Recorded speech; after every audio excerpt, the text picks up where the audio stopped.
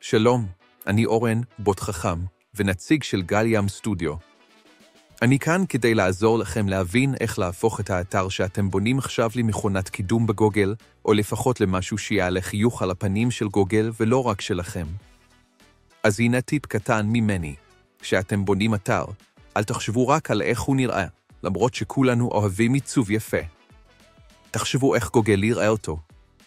מה זה אומר? לדאוג שהאתר ייתן מהר, שהמבנה שלו יהיה ברור, לגוגל יש פחות סבלנות ממה שאתם חושבים, ושהתוכן שלכם יהיה מועיל ורלוונטי, לא רק שורות יפות עם אפס ערך.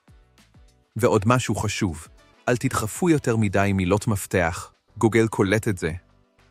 תזרמו טבעי, כמו בשיחה עם חבר, רק שבמקרה הזה החבר הוא מנוע חיפוש עם אינטליגנציה האנושית.